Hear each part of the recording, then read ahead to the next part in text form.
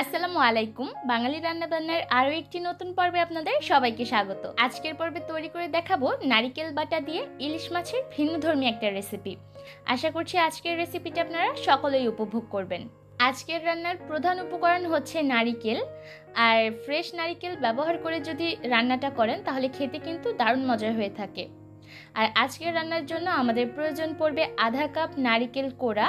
এবার এই নারিকেল কোড়াটাকে একদম মিহি পেস্ট করে নিতে হবে, যতটা সম্ভব মিহি করে এটাকে পেস্ট করতে হবে। আর পেস্ট করার সুবিধার্থে চাইলে কিন্তু এই নারিকেলের মধ্যে সামান্য পরিমাণ পানি দিতে পারবেন। আজকের রান্নার জন্য আমি এখানে 5 টুকরা ইলিশ মাছ নিয়েছি, আর এগুলোকে একটু মোটা করে টুকরা করে নিয়েছি। এবার চলে যাচ্ছি মূল রান্নায়। চুলায় একটা প্যান বসিয়ে দিয়েছি। এবার এর মধ্যে দিয়ে দিলাম আধা কাপ রান্নার রেগুলার তেল। তেলটা গরম হয়ে এলে এর মধ্যে দিয়ে দিলাম 1 কাপ পেঁয়াজ বাটা।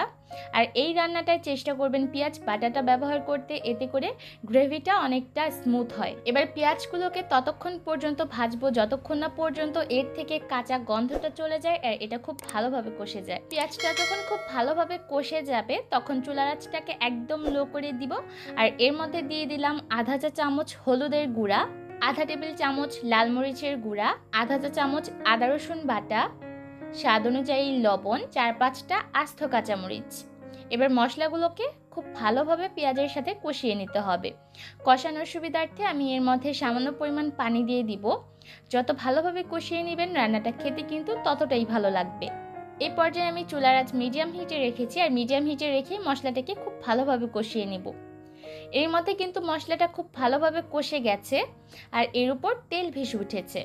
এবার চুলার আঁচটাকে আমি এই পর্যায়ে একদম লো করে দিব, আর এর মধ্যে ইলিশ মাছগুলোকে বিছিয়ে দিচ্ছি।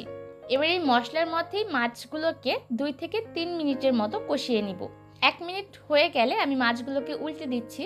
আর কাঁচা ইলিশ মাছ রান্না করার আগে আপনি যদি মাছটাকে এভাবে কষিয়ে তারপর রান্না করেন তাহলে তরকারির স্বাদ কিন্তু দ্বিগুণ বেড়ে যায়। 2-3 মিনিট এই মাছগুলোকে এই মশলার মধ্যেই কষিয়ে নিতে হবে। আর এই মাছগুলো কষানোর সময় চুলার আঁচটাকে একদম লো রাখতে হবে, তা না হলে কিন্তু মশলাটাও পুড়ে যেতে পারে আর তার সাথে মাছগুলোও পুড়ে যেতে পারে। 2-3 মিনিট কষানো হয়ে গেলে এবার মাছগুলোকে চুলা থেকে নামিয়ে নিচ্ছি।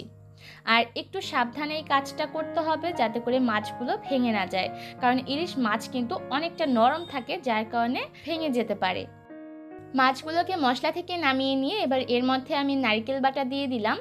এবার এই নারকেল বাটাকেও খুব ভালোভাবে কষিয়ে নিতে হবে।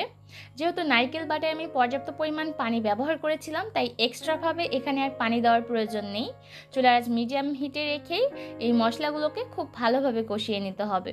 আর যত ভালোভাবে কষাবেন রান্নাটা খেতে কিন্তু ততটাই ভালো লাগবে। নারকেল পেস্ট করার সময় অবশ্যই একটা বিষয়ে খেয়াল রাখবেন, যাতে খুব মিহিভাবে পেস্ট করা হয়, তা না হলে কিন্তু রান্নাটা খেতে ভালো লাগবে না। এর মধ্যে কিন্তু মশলাটা খুব ভালোভাবে কষে গেছে। এর মধ্যে সামান্য পরিমাণ পানি দিয়ে দিব। এবার আগে থেকে যে আমরা ইলিশ মাছগুলো কষিয়ে রেখেছিলাম সেই মাছগুলো এবার এই মশলার মধ্যে দিয়ে দিচ্ছি, আর একসাথে ভালোভাবে নেড়েচেড়ে মিশিয়ে দিচ্ছি।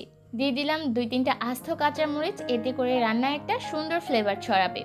এবার অপেক্ষা করব ততক্ষণ যতক্ষণ না পর্যন্ত এই মশলাটা একদম কষে গিয়ে তেলটা উপরে ভেসে ওঠে। আর হ্যাঁ, অবশ্যই কিন্তু মাঝে মধ্যে একটু নেড়ে চেড়ে দিবেন, তবে নাড়ার সময় একটু খেয়াল রাখবেন যাতে মাছগুলো ভেঙে না যায়। এর মধ্যে কিন্তু তরকারির ঝোলটা পুরোপুরি টেনে গেছে আর তেলটাও উপরে ভেসে উঠেছে। এবার তরকারিটাকে চুলা থেকে নামিয়ে নিব। আশা করছি আজকের এই ভিন্নধর্মী ইলিশের রেসিপিটা আপনাদের কাছে ভালো লেগেছে। বাড়িতে অবশ্যই ট্রাই করবেন, আর খেয়ে কেমন লাগলো কমেন্টের মাধ্যমে জানাবেন। আজকের মতো এখানে বিদায় নিব। ভালো থাকবেন সবাই। আল্লাহ হাফেজ।